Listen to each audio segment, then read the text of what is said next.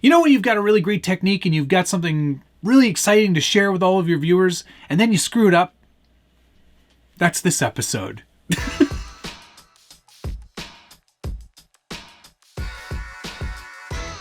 Welcome back to the Scale Builders Guild. Thanks again for watching. It's episode 44 of What's on the Bench Weekly.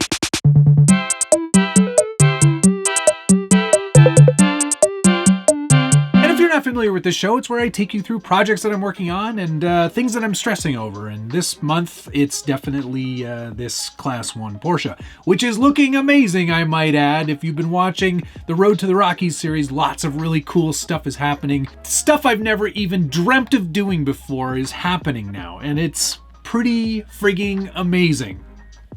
Highly recommend you watch that series. I'll put a link up here so you can check that out at your leisure. But this is what's on the bench. And while this is technically one of the things that is on the bench the most right now, I did have the intention of sharing with you a weathering technique on the Class 2 build, which I'm going to pop over onto the bench now so you can at least get a sense of what I was supposed to show you. Okay, so here's my Class 2 build for this year, Road to the Rockies. This is going to be at Rocky Mountain Regionals, hosted by Team Garage Hack, and is in Denver-ish, Colorado. This is the Class 2. It's a Volvo Suga. This was like an old 1930s weird-ass truck car thing that Volvo built. Red Bull most famously took a whole bunch of these and retrofitted them and made them modern promotional vehicles. And when I saw this model, I knew that it had to be the Class 2. And that's not really the focus. The focus is mostly on the body and the weathering technique that you see here. This is chipping, sort of. The intention was to share with you all the process of how to do this. And essentially, it's a fairly simple process. You prime. You paint a base layer of rust colors, browns, reds, which is what I did. And then you spray the whole thing with an entire layer of hairspray. Just regular, everyday hairspray. This is Tresemme, ooh la la. And what the hairspray is supposed to do is act as a barrier of sorts. It's supposed to act as a water-soluble layer that allows you to spray over it, and then using water and a toothpick or a very stiff brush, you can actually remove that top layer of paint, and it chips away and reveals this sort of like rusty kind of bringing of rust, and it's pretty effective and it looks pretty cool.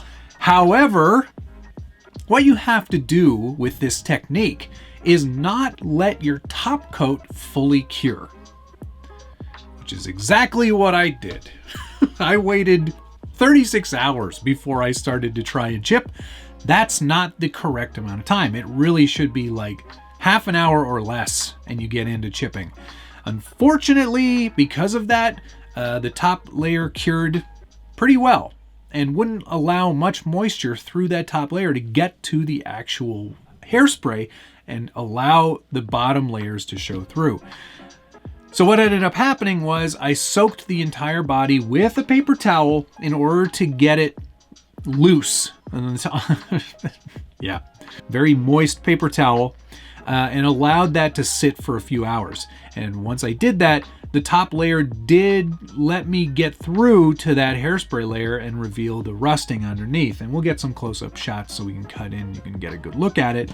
But this is marginal success, I would say. And if I'm honest, I wanted to do a lot more chipping to really reveal that rust layer underneath. But we're just gonna have to live with this because that top coat of paint cured really well.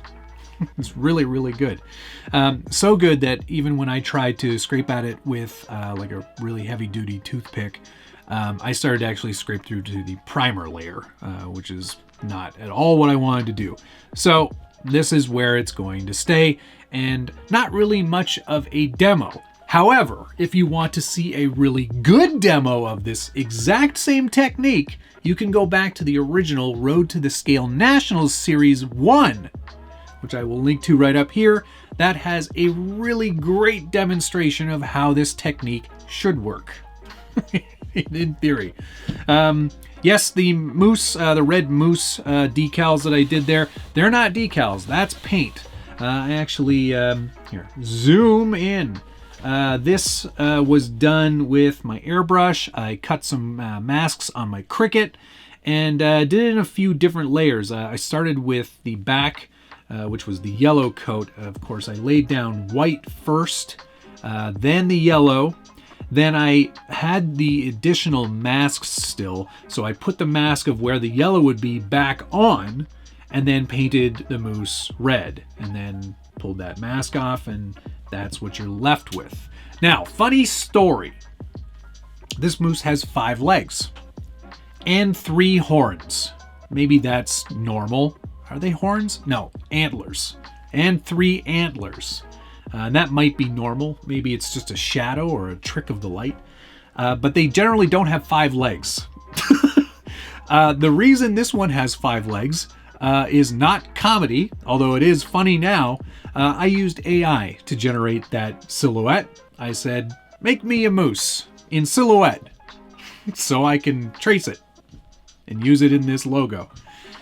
5 legs. AI is not quite there yet, which is great to know, if I'm honest. All right, so there you go. That's where the Suga sits, and you'll see a lot more of this body and this build, in fact, on Road to the Rockies, episode 8. That sounds right. Yeah, episode 8. That's next week.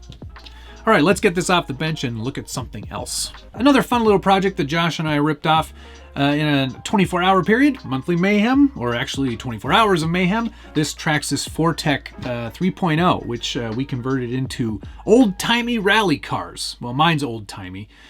Josh's is more timey, I guess. But very fun build. This was super easy to do. It just required a little bit of time and patience and some 3D printing with the Bamboo Labs X1 Carbon, which has quickly become my favorite printer. So much so, in fact, that I sold my Prusa last night to a nice man locally who's very happy to have it.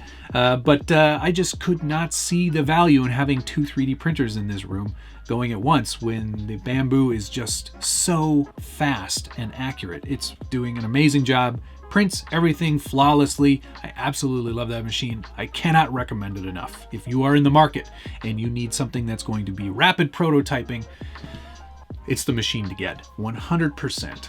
Just to show you what this printer is capable of, here's a cage that I made. This is actually for the Class 2 build. This is just 5mm carbon fiber PLA, and I printed this in just under 2 hours, which I have to say is pretty spectacular. It's just such a great printer. So accurate, so precise, and so quick. It's really great.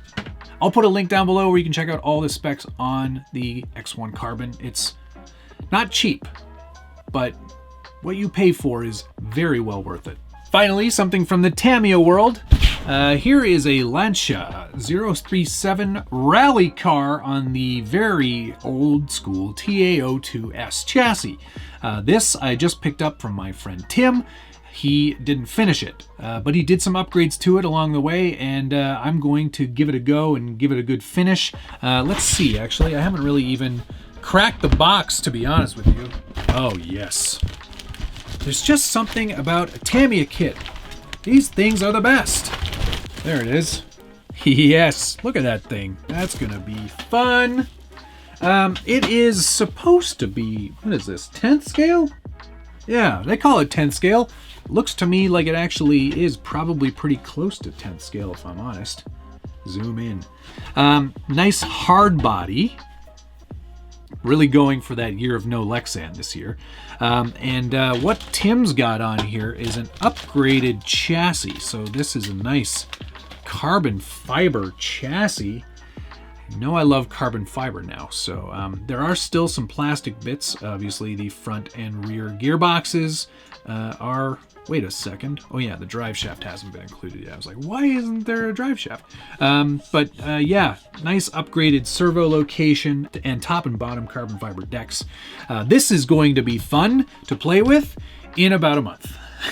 Because well, maybe even more than a month. There are a lot of other projects on the go. And in fact, that's why this episode's pretty light. I've been focusing all of my attention on Class 2 and Class 1.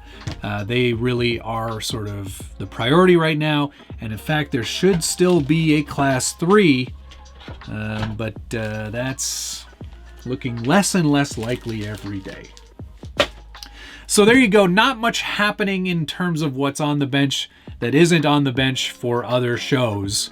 But there's a lot of really great stuff coming. I will say that. So keep your eyes peeled to the Scale Builders Guild. Thank you so much for watching. And of course, if you're enjoying this series, hit the like button, subscribe if you haven't already, and ring that notification bell so you get updates anytime there's a new video that features absolutely nothing of interest. Thank you so much for watching. We'll see you again in 2 weeks, because this is What's on the Bench bi-weekly.